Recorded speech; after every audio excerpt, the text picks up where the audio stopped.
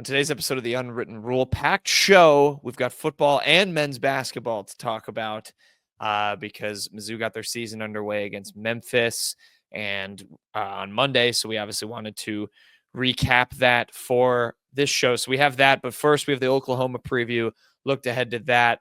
Obviously, a little bit of Brady Cook talk kind of dictated the whole thing. A little bit of a bleak game, which is unfortunate. We did talk some rivalry stuff between Oklahoma and Mizzou and just kind of the history there, more of the recent history there too, and how it's kind of evolved with the Payton Green stuff this offseason. So talked about that, did preview the game, talked about what Oklahoma does well, what they haven't done well, what's gone wrong for them this season, along with what's gone wrong for Mizzou, and then gave our predictions. Kind of a bleak outlook on the Tigers, but we'll see if they can prove us wrong on Saturday. Then we had the Memphis recap, another kind of frustrating day at the office for the men's basketball team as they lost. But we had a good recap, went through pretty much every player, talked about what we liked, what we didn't like from certain guys, from what Dennis was doing, calls, all that stuff, and just recap the game and what we thought kind of stood out in the first game of the season and how we're feeling going forward with some easier non-cons coming up. So great show. Then we had quick hits to finish it off. Jersey, Shawnee's, Mainbirds, best thing you learned, the whole shebang.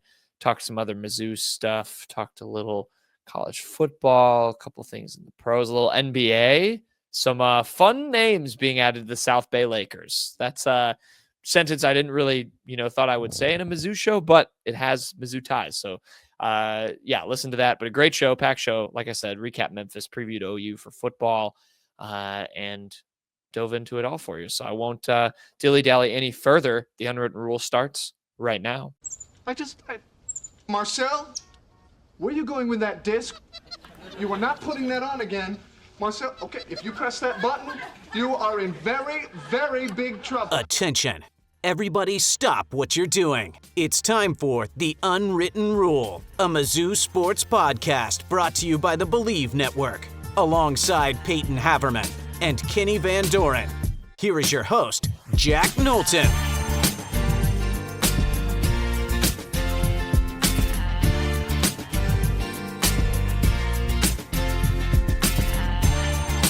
Welcome back to the Unwritten Rule. Today is Friday, November 8th, and it's the Payton Green Bowl, Missouri against Oklahoma.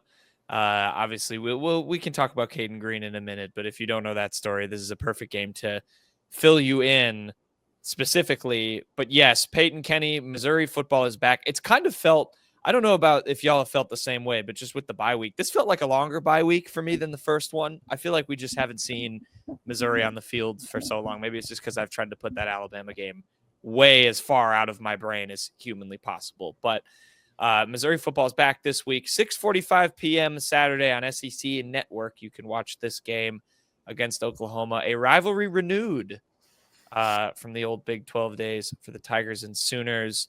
Opening thoughts, Mr. Payton, Mr. Kenny, how we feeling heading into Saturday on this, or we're recording on Thursday, but you're hearing this on Friday.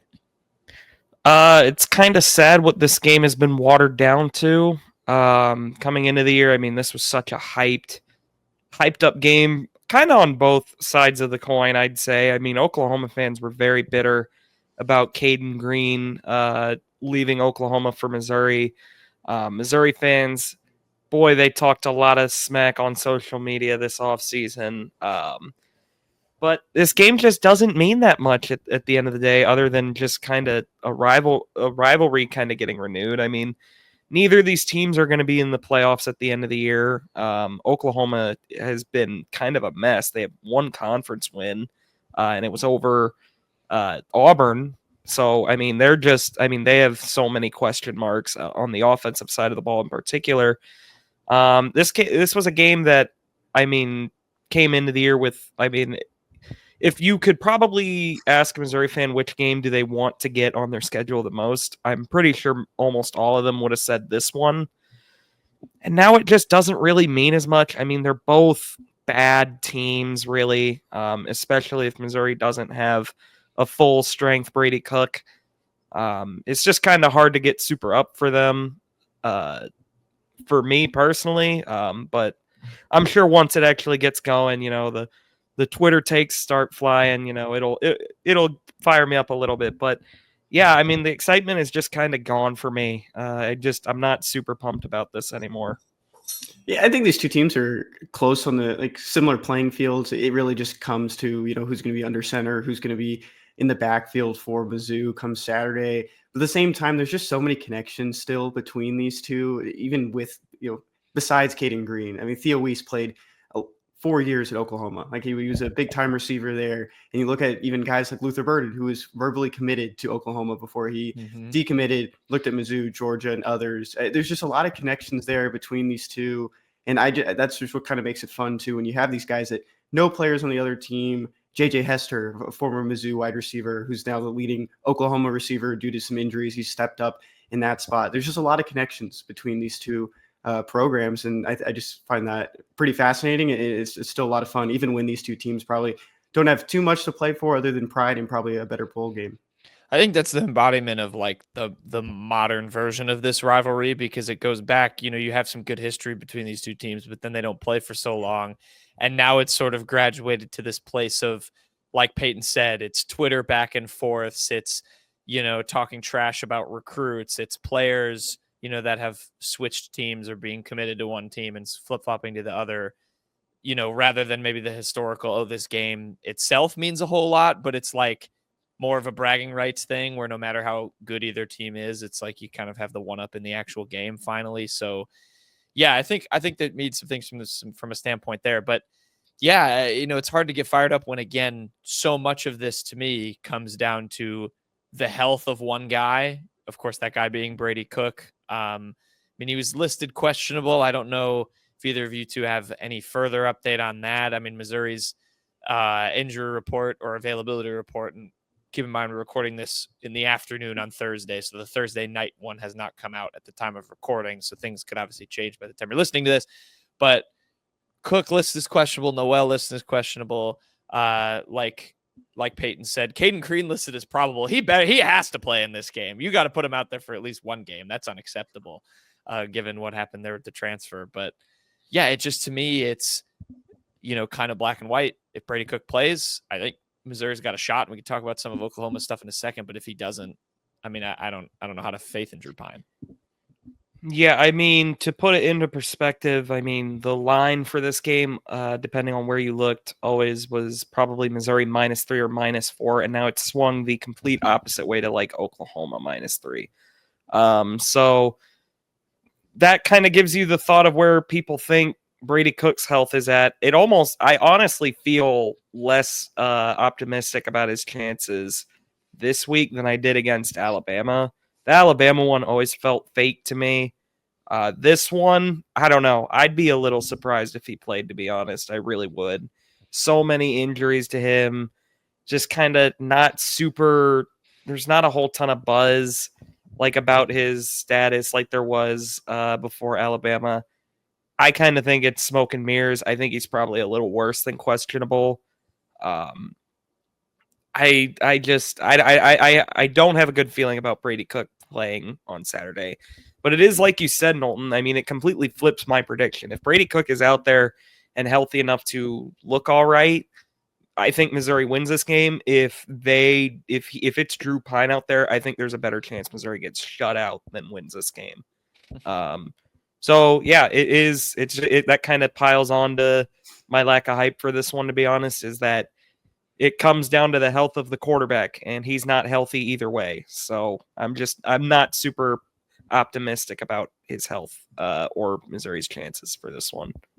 Yeah, and even for the people that don't know, I mean, he had the ankle injury, he has the upper body injury, which could be hand, wrist, nothing has been concrete on what actually is wrong. You've seen multiple reports. Maybe there was, something to a larger extent with what happened, maybe in his throwing hand. Still nothing. I mean, Drinkwitz isn't going to provide too much. He even said in the press conference this week that he wasn't going to, open up too much about what's going on. You hear all my dogs scrambling away. They don't want to hear about Brady Cook's injury any longer. I'll throw out one more name. Mookie Cooper is doubtful again. We don't know the extent of his injury as well. He had a great reception in that Auburn game for a heck of yards to put them in scoring position. Almost scored his first touchdown since 2021, but he's listed as doubtful, so probably look to Josh Manning again in this game. I don't mind more Josh Manning run. I can get behind that. But again, if Drew Pine's throwing him the football, I don't know how they catch it. I saw a take somewhere about this game from an OU person that, they asked how many points could decide it for one of these two teams. And this is where we kind of segue into Oklahoma because they're not good either. I think he said 13 or 14 and said basically if Brady Cook and Nate Noel are both out, given Oklahoma's injuries and problems, that we can get into, that's legitimately how many points might be able to decide this game. So it could just be an absolute slugfest, in the worst possible way on Saturday if both of these teams, are as not available as they can be. I mean, Kenny's scrolling up if you're watching on the YouTube. There's a million injuries on Oklahoma's list. I know Jake Taylor is one of their starting offensive linemen. He's out, and that group's been terrible for them. So, yeah, it's just it could just end up being a dull affair. But I don't know. Does Drew Pine get him to 13 points? I don't think so. No, I think it's a shutout. Absolutely not. No. The defense probably could. I mean, Jackson Arnold. We still haven't seen what Jackson Arnold was as a recruit at the college ranks. I completely agree. I mean, it doesn't help for Arnold that, Oklahoma has played games where their top 5 or 6 receivers have been out of a game this year at the same time. And you see here, they have Jaden Gibson, Nick Anderson in particular, Andrell Anthony, Jaleel Farouk, Deion Burks. That's 5 receivers who 2 of which are questionable, 3 of which are flat out. So they're a mess of a room. Kenny mentioned earlier, JJ Hester, the former Mizzou recruit. By the way, sidetracked, who do you think Daniel Parker and EJ Doma Ogar are rooting for in this game? But back to it. JJ Hester, he's their leading receiver this year with 260 some yards. Over 33%, over a third of his yards came on one catch against Maine. Their receiver room has been a mess. For as much talk as about Missouri's offense being kind of lackluster, which it has been, even when Brady Cook was healthy, it was vastly underperforming expectations. Oklahoma's has been an unmitigated disaster. They benched Arnold. There was a lot of thought that Arnold would probably just preserve his red shirt when he was benched and hit the portal. They started Michael Hawkins for a bit. Hawkins kind of got overmatched. They put in back in Arnold. I think that's who they're starting this weekend. I haven't seen anything otherwise. Oklahoma has been just as big a mess offensively, if not more so. And it's led to the point where if they don't win this game, you look at the remaining schedule, they're probably not even making a bowl game in their first year in the SEC. They made a big show about giving Brent Venables this extension before they entered SEC play. And they're genuinely, if Brady Cook plays and they're able to knock off Oklahoma would then have to pick off one of Alabama. They do get Alabama at home, but they'd have to beat Alabama, or they'd have to go into Death Valley and beat LSU. So it's been a rough sled for Oklahoma. I think they're probably going to put pretty much everything they can into winning this game. They need it to just make a bowl game. But again, it's just that's kind of the story. 2 teams that have been kind of disappointing this year. They both came into the year ranked. Missouri's still clinging to that 24 spot, but it's been grim for both of these teams, really. I'll throw out 2 more things just about this injury report as well. You look at Javonte Barnes on there. Oklahoma uses multiple running backs, kind of ride the hot hand, and Javonte Barnes has been the hot hand. He was a 4-star too a couple of years ago, so big-time recruit still on this team, even after the Lincoln Riley years. Michael Tarkin is one of their tackle options. Like anyone can probably tell, this offensive line has shifted a lot for Oklahoma. There's a lot of guys they've looked to. They've already decided to redshirt some of their guys. Eddie Pierre-Louis, who's a Florida recruit, they decided to redshirt him this week. He's one of the guard options. But even looking at another guy, Payton mentioned him, in wide receiver Deion Burks, who's missed a couple games in a row now. Brett Venables expected him to play this weekend, and he'll get back into action after being out these past few games.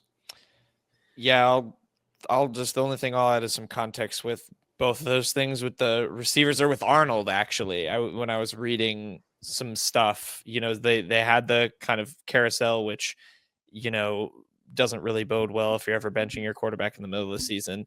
But they fired, and Kenny, you mentioned all the movement. They've done it in the coaching staff too. They moved on from Seth Luttrell, who was their offensive coordinator, promoted a guy named John Finley, which that's a name from like the 30s. That's like a minor league baseball player from way back in the day. But he's their offensive coordinator now, and apparently his coaching style is more suited to what they recruited Arnold to do, which is like, looking deep and playing a lot more direct and stuff like that. So that led to them going fully. I think they're fully back in on Arnold for the rest of the year. I think that's where they're going now. So why would they hire Luttrell in the first place if they knew Arnold was going to be? It sounds like a lot of excuse for. I think they promoted him because it was Lebby who was the OC who recruited Arnold, and then he left, and then that's how they went. Okay, to that Arnold. makes sense. But yeah, I think they promoted Luttrell and then fired him, and now have promoted another guy. That said, there's some context for Arnold. You mentioned the wide receivers; they're super banged up, and then the offensive lineman, Kenny. I didn't know actually about the Eddie Pierre-Louis red shirt. He has their best run blocking grade from PFF, 67, and he is now redshirting. So again, that's just not a great. mess here for both teams. More so for Oklahoma, you can argue. I mean, I think Venables he's also their best pass blocker. Sorry, Payton. How many snaps does he have this year? He does only have 46. He's played in 2 games. Okay, that's not a big deal then. But a guy with over 100. I mean, it's their center. It's the best one. Oklahoma, there were reports going back and forth. Did they push Dylan Gabriel out the door? Did they not? Were they really wanting to go to Arnold now or not? Like, would Arnold have left? Ultimately, they went down the path where they committed to Arnold to be their starting QB. They didn't even get a transfer other than Casey Thompson, who is an old man and their third string. They put all their eggs in the Jackson Arnold basket, and it just hasn't worked out. And that's not all his fault. I mean, Knowlton mentioned, I guess they promoted an OC that didn't fit their starting quarterback, and the receivers have absolutely killed them. One thing that has been good about Oklahoma is absolutely their defense. Their defense has kept them in a lot of games they really have had no right being in. You got to give Venables a little credit for that. He's a defensive guy. And quite frankly, that's why I think Missouri is going to have a hard time either way. If Brady Cook plays, I think it's probably like a 17-13 game. If Drew Pine plays, I think Oklahoma probably wins it pretty comfortably. I don't know if you guys remember this, but Seth Luttrell was the head coach at North Texas. Before he joined Oklahoma, and one of Oklahoma's guards, Fabechi Nwawu, went to North Texas, followed him after a year once Seth Luttrell moved into the OC position. Yeah, there you go. There's a good connection. And I want to play against Missouri in that homecoming game in 2021.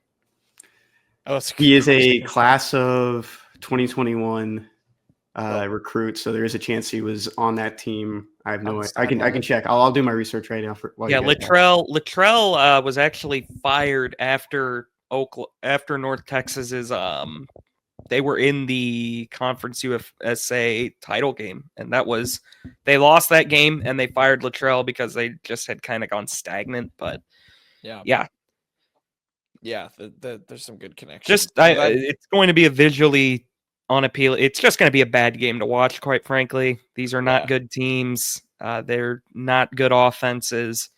I quite frankly am not looking forward to it. He appeared in 2 games in the 2021 season, Northwestern State and FIU. He did not get to face Mizzou. No Missouri for him. The 2 guys I'll highlight on defense, I'm glad Payton brought that up because it is pretty good for Oklahoma. Obviously, most people know about the linebacker, Danny Stutzman. I think he's been there forever. He's a Sunday guy. I think he's their leading tackler. Yes, he is. He has 77 and a sack as well. So shouting out him at linebacker. And then they have a corner named Eli Bowen, who is, I believe, a 5'9" true freshman but has their best coverage grade from PFF. And their corner room, from what I was looking at, it's him on one side and then kind of a revolving door on the other side. They just rotate guys in like they do a lot on offense. But Bowen has been good as a true freshman. But I think I agree with you, Payton, that even if Brady Cook is healthy, I feel like this team struggles to pick apart Oklahoma's defense. And if he's not, it's probably, pretty ugly, but not even blowout ugly, like the worst kind where maybe it's like 24-0.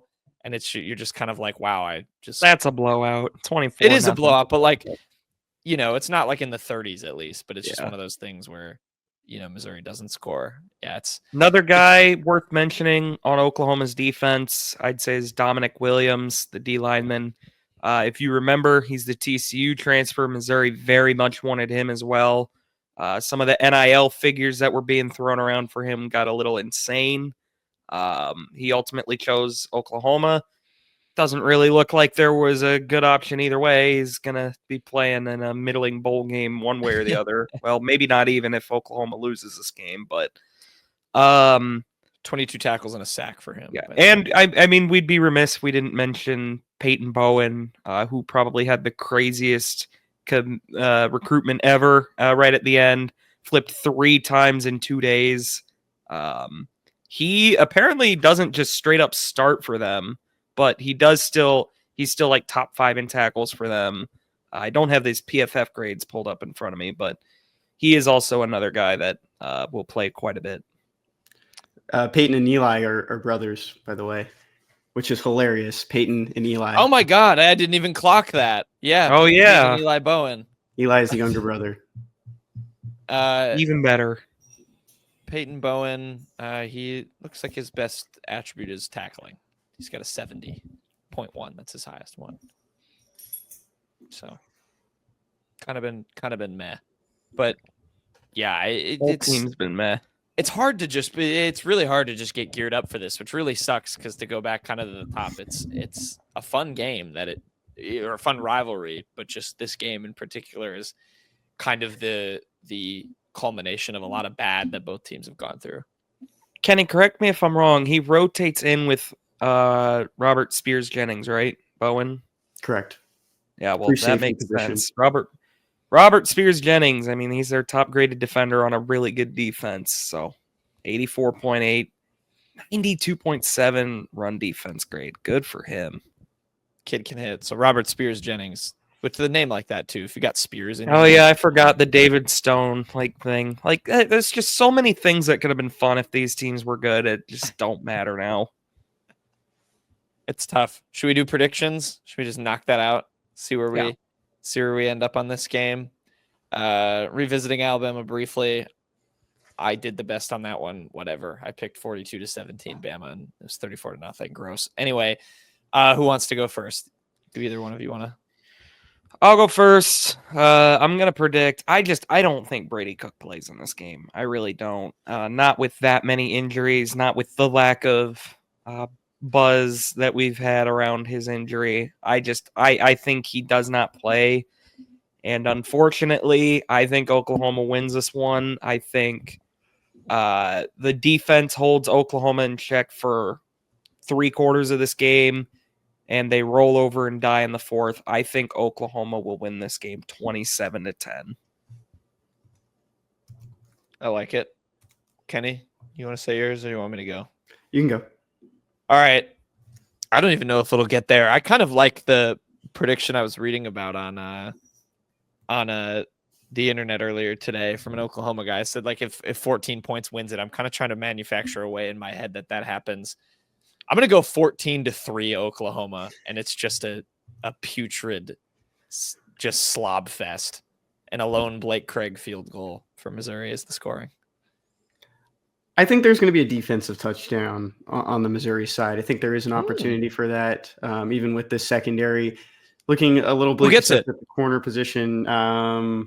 Put you on the spot. Put me on the spot? Yeah, who gets it? Let's go weird. I'm going to say it's a fumble recovery, and Johnson fumbles forced. Travis Johnson picks it up and returns it for a touchdown. Let's go. Can I say something quick? Yeah, I think that would make Payton angry. I think that because it's Trevez Johnson. I wouldn't care at that point. I don't mean, think that would probably be their only touchdown of the game. It'd probably come at a point where it doesn't really matter.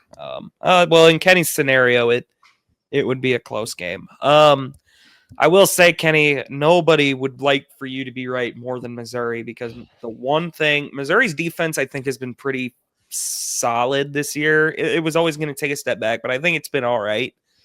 But boy, they cannot force turnovers. I believe they're dead last in the SEC in forcing turnovers this year, and that is a bummer. You'd like to see that be upticked. You'd like to see the chaos be created, especially when your offense is struggling like it is. You kind of want to. You would like to see your defense be able to make more plays and help them out. Yeah, absolutely. And for those who didn't see, my prediction is 17-10. Oklahoma wins this one. The lone touchdown is a Trevez Johnson fumble recovery, scoop and score for the backup safety. I love it. It's a great pick. Payton, how does Missouri get their 10 points in your scenario? Marcus Carroll 2-yard touchdown. Okay. And then how does the ball get inside the 20?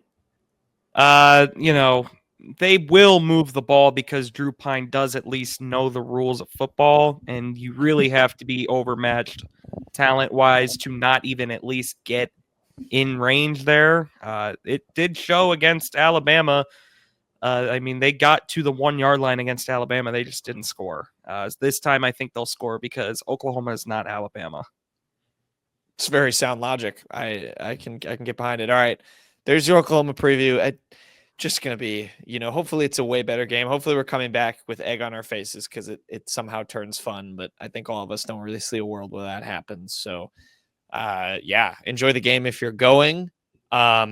Speaking of not very fun, the result of Missouri's first men's basketball game, fellas, is where we're going next. We're finally in the football, segueing to basketball, segueing to quick hits season of the show, which makes me very happy. What doesn't make me very happy is that Missouri lost to Memphis 83-75 in a game they were leading by double digits at a few points in. Payton and Kenny, you both watched this live. I got a chance to rewatch it myself. Overall thoughts as Dennis Gates and co. still has not won a game in 2024, but at least it was to Memphis and not the best 0-5 team in the country. I'll go positive to start. Because there were, in spite of the fact that Missouri has now lost 20 games in a row, which is absurd even coming out of my mouth to hear. And it looked similar to last year. There were positives in this game. The team is very obviously better than last year. It's just not the lack of talent this time around, I don't think. It was guys making dumb mistakes. And honestly, as much as I hate to say it, I was not a fan of a lot of the coaching decisions. But I think the team is pretty obviously better talent-wise. There's no Jesus Carroleros. There's no Caleb Brown minutes being forced, stuff like that. The team is going to be better this year. They'll win an SEC game. I'm sure everyone came out of that game being thrilled with the way Aiden Shaw and Trent Pierce looked in the first half in particular. Aiden Shaw, that was what we've been waiting to see for 3 years. He was legitimately, it wasn't like he was all of a sudden a great ball handler, but he was comfortable enough to dribble around. He took open shots. He made both his free throws. Looked like an absolute menace on the boards. I was very impressed with Aiden Shaw in this game. I thought he was awesome. I also thought, and we're going to get into individual player performances a little more later, but Ant Robinson probably had his best game as a Missouri Tiger. There were still plenty of things he could fix. I still think he plays a little out of control sometimes, but he definitely looked better. So I'll give my positives first. Kenny, I'll let you kind of start off the negative terrain this time. Well, let's switch it up a little. I'm normally the negative guy. Yeah, any new listeners, this is not how it usually goes. I usually try to find the bright side in what we're talking about. Yeah, I want to talk about coaching. I want to talk about rotations primarily. I want to talk about keeping guys on the floor that are hot, giving opportunities to ones that are playing well, like Trent Pierce, like Aiden Shaw, giving them more minutes and opportunities to to build off what they're doing, and I know it's early in the season, first game of the season, you're trying to find out who's going to be your primary guys. You have a lot of transfers on this team. You really offloaded a lot of the guys last year, saw a handful of them graduate, a handful of major contributors graduate. But this is year 3. I mean, it takes me kind of back to the Wichita State game and looking at it like at this. I mean, Kobe Brown, even in that game, he admitted he was struggling. He kind of pulled himself out in a way, saying, get these guys that are playing well on the floor. And I feel like we just haven't seen that. And it's hard to compare to last season, especially when the talent level this year is just so much higher. But there's sometimes you don't need to see all these guys on the floor. I know they succeeded at the mid-major level at UT Martin or anywhere else at some of these other schools, but I don't know that it's not always going to translate. In his first game of the season, you're playing Memphis. You're not playing Central Arkansas. You're not playing Mississippi Valley State. This is a bigger game. This is a game that will matter to your resume if you're wanting to make it deep into the postseason beyond the SEC tournament. So this is always a game that matters in the long run, no matter really how Memphis finishes the year, just based on kind of the prestige of this program as well in recent years. But it's just one of those things where you want to see a little bit more consistency in that. You don't want to see the bench unloading like it's been the last few years. You want to keep guys on the floor. If Trent Pierce is playing well, you want to see him a little bit more. Dennis always talks about, that the middle 8, winning the middle 8. And I feel like they almost lost it there. I mean, they nearly lost it. I guess they did lose it. Yeah, they did lose it. They're just similar to what happened last season against Memphis. Yeah, I completely agree. That's a good shout with the Kobe Brown Wichita State game. I totally forgot about that. And you're right. Their best player kind of sat and you kind of wondered why. And we learned after he took himself out. Yeah, it's kind of infuriating. I'll even go one step further. I really don't like, how bulky the rotation gets in games like this. This is not a game where you need to be testing different lineups. You need to be tinkering and letting guys sit when they're having the hot hand, like you just said. This is a game you need to go out and figure out a way to win. This is a big road game. I could tell how loud the environment was when I was rewatching it on my computer. Like, this would have been a statement win, and I thought that was totally bungled. I guess I'll stay on the team stuff and then we can go through individuals. I really, really still hate the way this team plays defense. I don't like these. Every time down the court, I'm looking at either a different zone or a soft man-to-man. I don't think this is a talented team. I'm not a believer in that they have the guys to handle that. I don't like how much it switches. I felt like whether it was Josh Gray or Payton Marshall, we'll get into him, but Josh Gray, Payton Marshall, Shaw, whoever that big was down there, they were playing like a weird 1-3-1 where he was the only one. And I thought that was getting exposed by Memphis. They were hitting shots. I don't like this switching of defenses. If you're going to play a zone, I'd prefer they stick to it. I don't know if you have thought just not the defense in general, but I don't like the switching from a 3-2 to a 1-3-1 to a man. I don't think it works for me. The first half, I thought the defense was pretty damn good, honestly. They were giving up a couple open shots, but there weren't a whole ton. Like, they were making Memphis work pretty hard. Like, honestly, it may not be popular to say, I liked how Josh Gray played in the first half. Honestly, when he, let me add an adjustment to that statement. When he wasn't dribbling and trying to shoot the ball, when Josh Gray was playing, like, doing what he needs to do, which is stand under the rim and be hard to score on. Dane Danger and Musa Cisse, who are just gigantic, and seem to, on paper, present a real problem for Mizzou. They weren't really factors in that first half. But then Josh Gray goes out in the second half.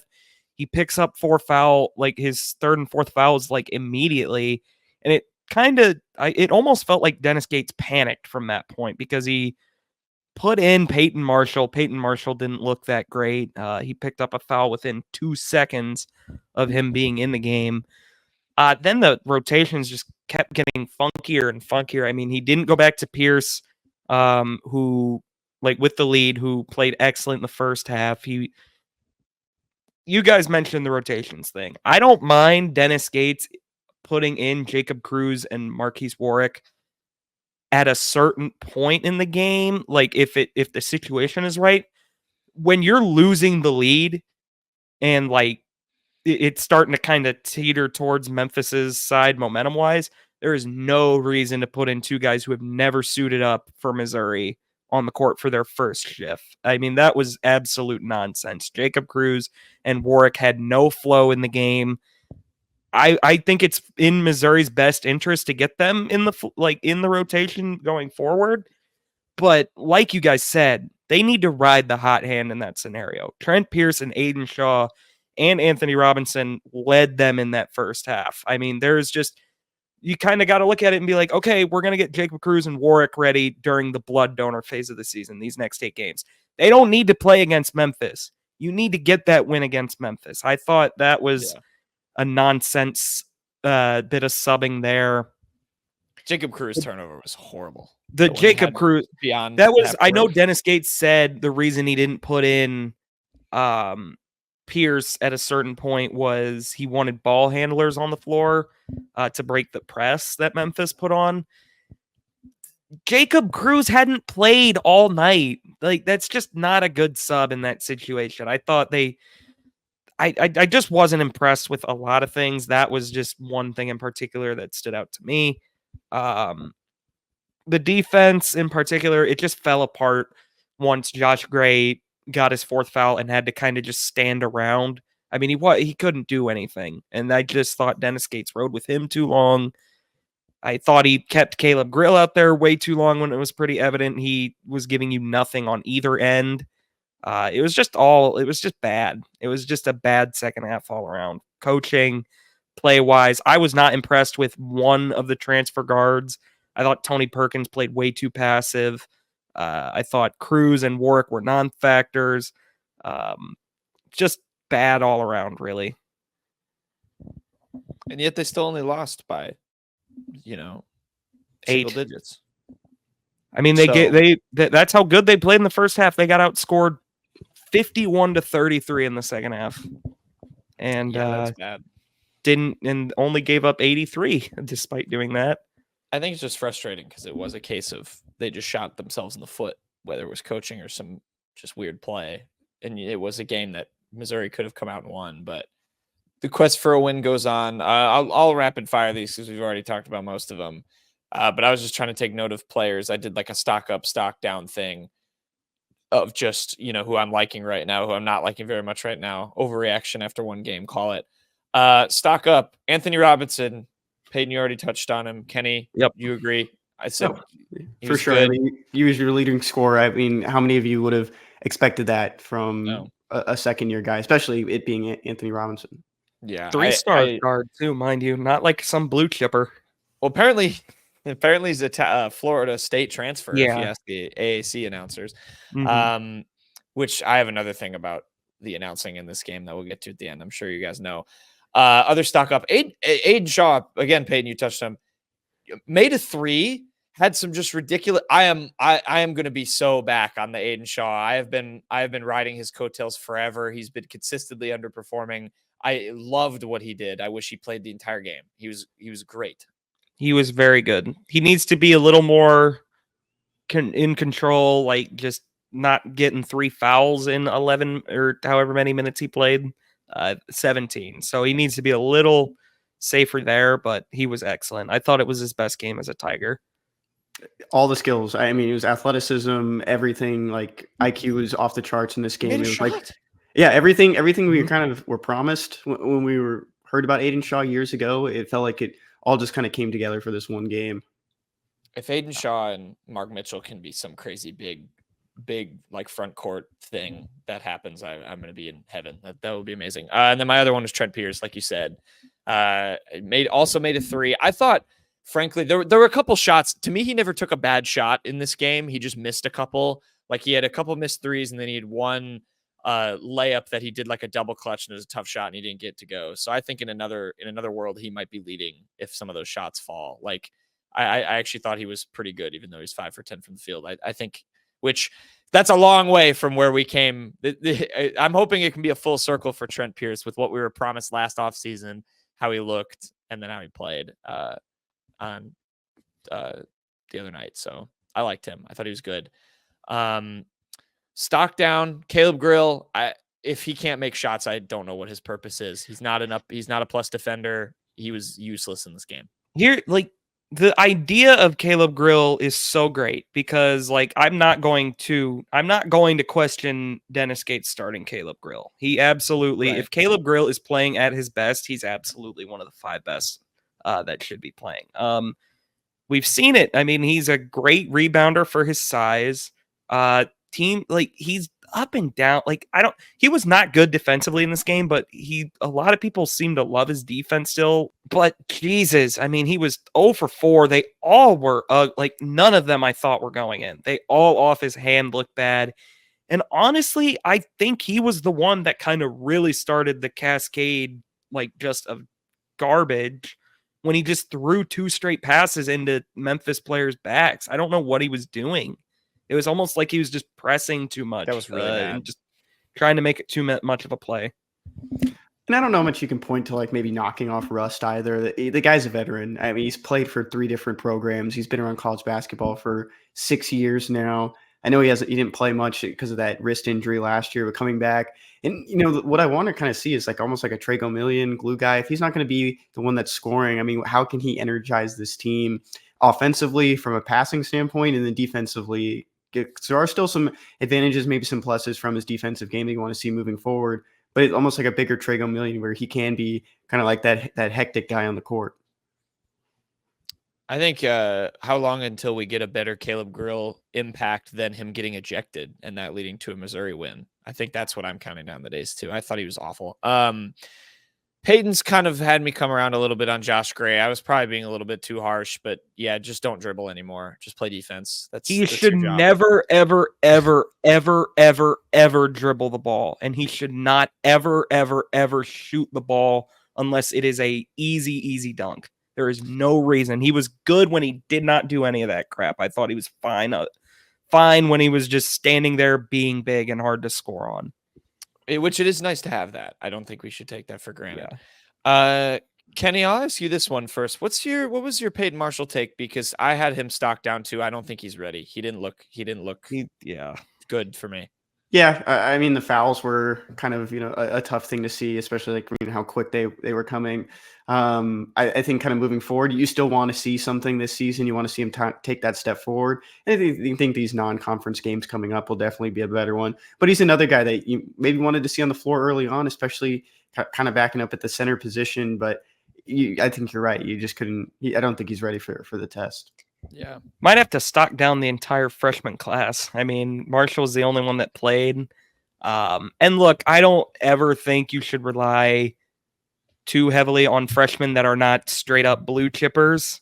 On or Boateng, you could maybe make the you'd like to see more of this season, but don't play them if they're not ready. We had the same argument last year. Everyone was like, well, why don't they just play Trent Pierce and Butler the whole year? Because all 3 of them were bad last year. That's why. And you don't want to ruin their confidence. Jordan Butler lost to North Florida a couple nights ago. Jacob Cruz, we already talked about. I don't need to get too ashed into him. And then the other one I had stocked down on Mark Mitchell. I don't think I saw enough. He had 2 really sloppy turnovers in the second half.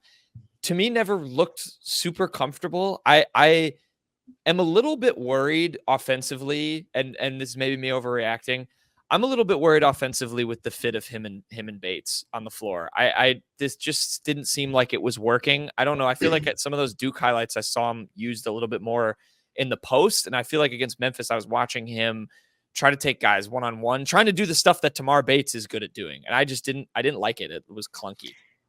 I agree. They used him too wing-like is what I'd say, I guess. I don't think he needs to play like a wing like that again. I know the big thing for Dennis in the offseason was they wanted him to like kind of expand his game a bit, but that doesn't mean they have to force him to do things he's not ready to do right now. I agree with you, Knowlton. I thought he was pretty good in the first half, especially defensively. Second half, I mean, he was dribbling too much and taking bad shots. The turnovers were bad. His 3-pointer was hideous. There's no other way to put it. It was really gross. And he wasn't good from the line. So it was a pretty messy second half for him. Kenny, what's your Mark Mitchell take? Yeah, just when you see a guy come over from Duke, I think there are a lot of higher expectations, and it's still meshing with a new group of guys, and it's just always can be kind of a frustrating thing for some evaluators, for some fans when you want to see this, and especially when you see like a Julius Erving graphic at the start of the season. But still early on, he's changing, into this, transitioning into this system. And one thing, we talked about even in that in our preview of the season, that he has been working on his shot. It's looking a little bit more clean, but there's still a hitch from what we talked about. So still trying to, progress with that, become more of a shooter and expand the game. Yeah, he'll probably figure it out. I don't know, though. I almost want that expansion to go the opposite direction from what you said. I just would like to see him as like a small ball big on offense. I think that like it looked like that was what he was good at Duke. I just think, you give like less offensive duties to Josh Gray that way and let him just be a rebounder, and Mitchell can kind of be your post player, even though he seems like he's a little undersized. I don't know. You're right. We'll see. That one's I'm not going to worry long term for that right now. Then I put Tony Perkins, Marquise Warwick, and Tamar Bates all in neutral. Kenny, what did you think about? Payton said he didn't love Tony Perkins. What do you think about Tony Perkins? I thought he was overall kind of fine. Like for him again, I like saw it. I'm like, all right, I know I can see what this guy is going to be this year, even if it wasn't great. Yeah, we have a close friend, Peter Camp, who's been on the show. Jack was a co-host with him at KCOU, and he straight up told us, like, just was being honest. He's an Iowa fan. He has Iowa ties. He said we're going to hate Tony Perkins. Like, just the way he kind of plays, but the way you're watching it, just it's going to annoy you. First off, we didn't even know if he was going to play. Kind of expected to maybe start, but Anthony Robinson got the start at the point guard position. I don't really have too many takeaways from how Perkins played. I think it was just, don't even really know what was kind of keeping him out of those practices, or if he's playing at full speed in that regard. And I guess I kind of lean on what Payton said too, maybe playing a little bit, maybe not nonchalant. He was invisible. That's what I mean. It was like, even thinking back, I don't really have many memories of just highlights or just plays where maybe he did something wrong or right. So maybe if he does get back into a bigger role, he played 21 minutes in this game, but still, if he's the starting point guard, maybe we kind of see a little bit more from him, what we can expect from him the rest of the season. Yeah, I think you're right. I think him and Mitchell, it's just, I saw two guys who have not meshed yet, but you maybe can see something a little bit more with Mitchell than Perkins. The talent's there. It's just got to mesh. And again, it only resulted in an 8-point loss. Memphis also, we don't have to get into them. I'm not a Memphis guy. They foul way too much. I don't like the way they play. It was kind of frustrating watching this game with all the fouls that were getting called and whatever. But I'll end on this. Just two funny things from the game. Did you guys see after Anthony Robinson hit the 3 and then he got called for flagrant, just the way Dennis was talking with him? That just made me laugh. It was like a disappointed father. He just was he looked at him with his hands on his hips and didn't say anything to him. That is a very coachable moment. Yeah. I said to you guys, I was like, imagine being like talked smack to by Anthony Robinson, who had a pretty up and down season last year, and he had all the confidence in the world after that shot and just went straight to the bench with a little shot at the Memphis players. Yeah, exactly. Short term, it's stupid, but I think you actually kind of hit the nail on the head there, Kenny, because he needs to be confident. Like, you need, after the season they had last year, I think it's very good to see Ant Robinson kind of play like that. Again, I think he needs to play a little more in control at times. The 4 personal fouls, he had a few moments where he was just way too aggressive with the ball, I thought. But, I mean, you really can't complain about what you saw from him as a true sophomore point guard playing that confident. I'm going to throw something in there about him as well. He's a captain in training. And so there was a pretty big moment where Josh Gray kind of had I think he had a foul at one point. It was just a frustrating moment for him. This, Anthony Robinson came over and was trying to calm him down. I saw this as well. And I was like, wow, this is a guy in Josh Gray who's been around college basketball for 3 different programs, his 4th season. And, he's having this frustration. And then this 20-year-old kid who's in his second year. It was just a pretty mature moment from Anthony Robinson. Yeah, I agree. I love that he's confident. I think a guy his stature too, you need to have a little bit of bite to your game. You're going to be smaller than a lot of these guys. I love what he can bring. Him and Aiden Shaw, I'm still all in on. Last thing for me, and then we can go to quick hits. Are we doing the Scoop Bates thing? Is that going to be a thing? No. What was up with that? I don't like it. I'm not a fan. I'm not either. Also, Tamar Bates needs to not try and jump a pass on the baseline instead of leaving a guy open in the corner. Tamar Bates was fine in this game. I thought he played well for the most part, but I don't care if his actual nickname is Scoop. his name is Tamar to me. It has to be, you have to come out of the recruiting trail as Scoop Bates if it's going to stick. We can't be Tamar last year and Scoop this year. It's just not going to, I can't, my brain can't handle that. It's not going to make the transition. So that was jarring. That was jarring. Doesn't it feel like a recruiting website? The Inside Scoop? A little bit. Yeah. That's a great, he should, if he does do a podcast though, he should call it the Inside Scoop. That would be a great name for it. That would be a good name for it. Yeah, in his play, he's good. Tamar Bates is a good player. He's gonna do some fun stuff again this year. It made me really sad. The announcers kept repeating what his like shooting splits were, and then just being like, somehow they never won a conference game with that. And I was like, all right, we don't have to keep rubbing this in, but I guess you can until they actually do. Missouri is next up on Friday, I guess. So we didn't really do a preview for this game, but they're playing Howard. No disrespect to the Bison, but I have a prediction. Missouri will have snapped their 20-game losing streak by the time they play next. The Bison, did they lose their first game? I actually didn't see they did. Yes, they lost to Kansas. So there you go. A Missouri-Kansas back and forth for the common Bison. opponent. Missouri's got to beat Howard by 31, and they're better than Kansas this year. There you go. Oh, Zeke Mayo was Kansas's leading scorer. That hurts to look at. Oh, I wanted Zeke Mayo really bad. Yeah, that's a little bit tough. Yeah, that game is tomorrow night, 7 p.m. SEC Network Plus or ESPN Plus. If you got it, you can watch. If you're going, enjoy. Yeah, that's basketball. I think you could tell by our energy in that, even though Mizzou lost. We're very excited Hoops is back. But that'll do it for that segment. We'll finish the rest of the show with quick hits.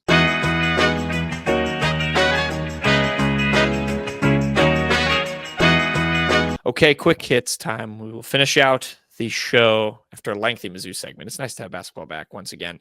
Jersey of the week, we will start with Kenny. This is a good jersey of the week from you. This is a heater. What's your jersey of the week?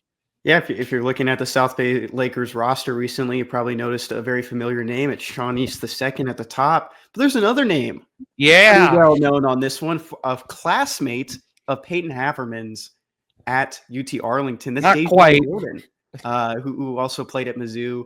Ended up playing at a couple other schools as well in the mix there, Kansas State, New Mexico State, and UTA. So he's been around the block, but finished up last year at UTA. But DaJuan Gordon and Sean East, both on the South Bay Lakers. All the comments on this post are Bronny, and something. They don't know they have two Missouri guards from the last 5 years, and they're like, "Oh, where's Bronny? You have DaJuan Gordon." The funny thing is, because two-way guys don't need to be. Sorry. They never played against each other or played with each other. No, they didn't. I know. It's the backcourt we could have been promised.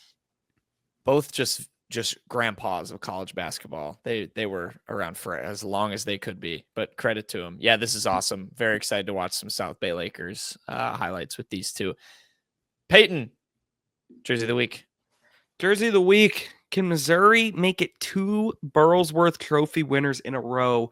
Luke Bauer is a Burlsworth Trophy nominee. Of course, that goes to the most outstanding walk-on player in the nation. Cody Schrader, of course, won it last year, probably unanimously. It better have been. Luke Bauer is now in the running for the award. He's been very good this year at punter, which is pretty hilarious because Missouri tried to replace him. Once again, Eric Link just has no clue what he's doing. Luke Bauer, good for him. Obviously, his story is definitely one you're going to want to check out as well. It's a feel-good story for him. No doubt. Love this for Luke Bauer. Very hard for a punter to win this award, too. So you run into guys that are running backs, wide receivers that get into this. I feel like if he kind of broke out maybe some touchdown passes again this year, he'd probably make it as a semifinalist and maybe a finalist. But congrats to him. That's what I should have picked. I should have said 14-7 in a Luke Bauer fake punt touchdown, just like against Kentucky. That would have been great. That's a missed opportunity. Oh well, yeah. Hopefully he can do well. But yeah, you make a good point. The wide receivers, skill position guys. My jersey of the week. It's going to be the shoes of the week. Actually, if you're looking on the YouTube, and if you're not, allow me to describe it to you. My shoes of the week go to Melvin Booker, of course, a former Mizzou Tiger. for basketball, and the father of Devin Booker. He busted out some pretty sweet shoes, and they're looking at him on the YouTube. He called them, I think, the Nike Book One, and their Mizzou theme. They got the little Tiger Paw M Nike shoes. They look pretty sweet. I would love to get myself a pair of these. They say book on the tongue as well, which is pretty cool.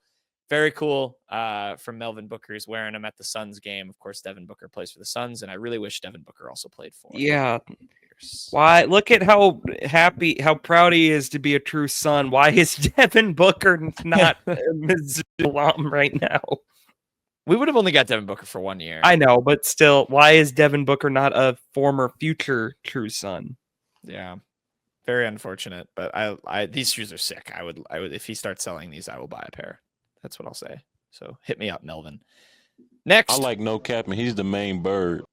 our Sean East main bird of the week, Kenny. Oh, this is a sad segue. Sad segue. What's your main bird?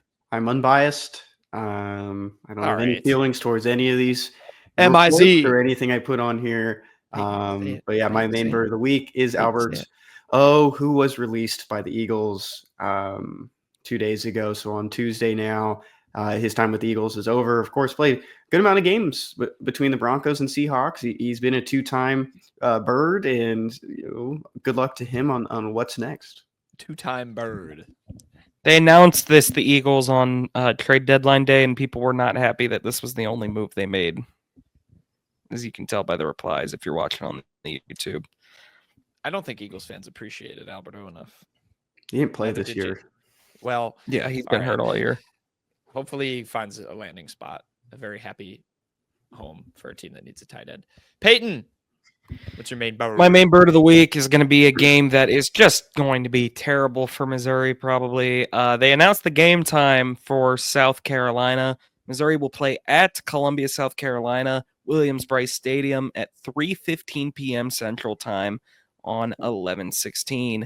Darude Sandstorm, Kenny's doing it there. Martez Manuel. Missouri will put their, 5-game win streak against South Carolina on the line. It will not go to 6. I'll tell you what, South Carolina is good. Yeah, I've completely flipped my tune on this game. This will be bad. South Carolina's a very good team. I said coming into the year, this was a trap game, and it's not even a trap game anymore. Missouri is going to be an underdog. Just a loss. I dread to think what Kyle Kennard is going to do to Drew Pine. That's terrifying. Let's move swiftly on. Their edge rusher duo. Yeah, Dylan Stewart. Oh, God. All right, my main bird of the week. I'm going to the NFL. I'm just going to do a fun one. Back to the Eagles, actually. My main bird is Saquon Barkley. If you're watching on the YouTube, you'll see the play I'm going to describe. He did a backwards hurdle. My only note is, holy shit, that was crazy. Everyone has seen this. Yeah. Knowlton, I have a question for you after looking at this on the script for us. How do you think you spell Saquon? I can't spell Saquon. I thought Kenny fixed it for me. Leave me alone. This is not a blast that I need to be put on. Sequon? Is that how you think you spell it? I just wrote it fast. All right. Look at the hurdle. Mm-hmm. It's on the jersey. Look at the hurdle. No, Barkley is on the jersey. Oh, yeah. Wow. That was worse. These are my co-hosts, everyone. Best thing you learned, Payton. Saquon's best thing I learned this week. The first CFP rankings are out, and Missouri is somehow, in defiance of God, still ranked. They're number 24 in the nation. They beat out Army. Eat your heart out 2021 Armed Forces Bowl. So there you go. Did you guys have any thoughts on the CFP rankings? Miami's all the way up to 4. I love this map design for the graphic. That's sick. Todd Student Living is somewhere right here. Mm-hmm. You're in the trophy. Actually, it might be down here. Trophy's crushed your apartment. Army was disrespected. No. Yeah, Kenny, I can actually tell. It's right where the national championship on the national championship trophy would be. Because look, that's Rollins right below it, and if you go up, this is a great geography lesson. Do you guys have any wild CFP takes? It's their first rankings, so it's like it's the first rankings. I'm not that upset. Army should have been higher. Army was too low at 9-0. Rank Vanderbilt. Yeah. Unrank Army, rank Vanderbilt. Indiana was too. Unrank Mizzou, rank Vanderbilt. Okay. There's a head-to-head reason that they won't do that. Well, look at the AP. Kenny, what'd you learn? Best thing I learned this week is that Wilson Contreras is staying with the Cardinals. And he's moving to first base. There was a lot He of signed a 5-year conversations deal, man. over the past 2 years that he was possibly going to move to the DH position, give up catching, and now he's going to finally do it in his third year with St. Louis. Payton's favorite catcher of all time, staying with the Redbirds at a new position. Congrats to Wilson Contreras for continuing to break Payton's heart. Yay, Wilson Contreras. This is great for my agenda. I've said he's not a good defender at catcher, and the Cardinals clearly agree with me. I'm a You much don't bigger move William guys that you think Contreras are fan. good defensively at catcher to first base for no reason. William Contreras is better. My best thing I learned this week, more Mizzou volleyball talk, because, oh my God, the Tigers upset the best team in the SEC. They beat Texas. We talked about this on Sunday. Oh, did we? I didn't Yeah, we listen did. back. You weren't here. They beat Georgia yesterday to make it 8 games in a row. All right, so you're just going to expose me for that. Whatever. I mean, I Mizzou's in can't first let you place in just the repeat SEC. it. We talked about it Yeah, already. you couldn't have let me just repeat it by telling me you talked about it already. That's what I just did. Yeah, before we were on air. I thought you put the Georgia game on there. That's what I thought that was. Because they played Georgia last night and won. All right, that can be my best thing I learned. They're still in first place in the SEC. This is a ridiculous, making me look bad segment. That one is your fault. At least it wasn't fake news. That's true. You're It's not- growing, it, Jack. it did actually happen. Yeah. All right. Sorry, Mizzou beat Georgia too, and now it's up. They're up to 8. Yeah. I don't know There you why go. my last memory was that they were like playing Texas next, and not that they had already won. Yeah, they played Texas like last weekend. My brain can't compute things anymore. 8 in a row, 17-5. Mizzou volleyball is so back. Don We need to- Sullivan, the coach we were promised. We need some bracketology talk. What are the 1 seed chances here? That's where I'm at. It's a good Hosting. question. Yeah. I think volleyball does campus sites too, so they'd actually like host something. That'd be really fun. Big day in Columbia. Hearns has never been so ready. Roll Mizzou volleyball. All right. That's all I got. This Got one your comes opinion. from our favorite TV series, The Today Show. Guys, why did the poodle buy a clock?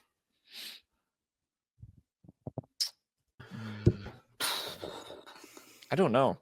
I can't put my mind in this. It wanted to be a watchdog. Why would it just be poodle? Yeah, I don't know why. No, couldn't you- ask Lester Holt. There's an ad that has Lester Holt on the right here. he's that I not want on the that Today Today Show. Show. I know, but he's on the Today Show advertisements because it's under the same umbrella. That was a bad. I didn't like that one. You can do better next time. All right. Hope y'all enjoyed the show. Oh, Hope well. you enjoyed the OU preview, Memphis recap.